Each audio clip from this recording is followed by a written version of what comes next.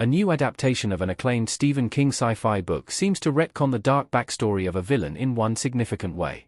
Book changes in TV adaptations are not usually surprising.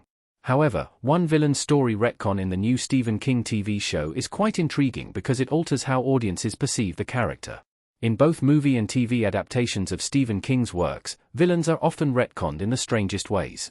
While some adaptations only introduce minor tweaks to their stories, others completely reframe their motives and backstories. For instance, the It movies simplify the ritual of Chud and give Pennywise a personal connection to Derry. Similarly, in Stanley Kubrick's The Shining, Jack Torrance shows dark tendencies from the very beginning, unlike his book counterpart. A new Stephen King show seems to introduce a similar change to one of its darkest villains, which significantly alters how one sees the character. The Institute show seemingly erases its origins in Nazi Germany. Miss Sigsbee speaking in The Institute. In The Institute's episode 7, Sigsbee finally opens up about the titular facility and reveals how, as immoral as her actions may seem, she is only trying to serve the greater good.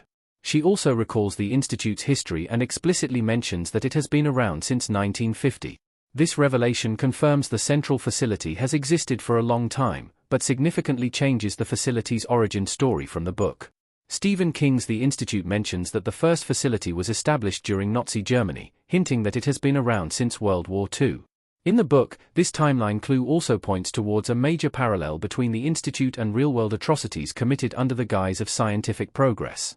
The horror author seems to emphasize in the book that the facility's unethical experiments echo the horrors of human experimentation in concentration camps.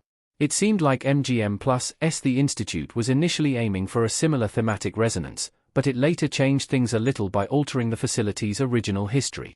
The Institute show makes the titular facility less evil than in the book.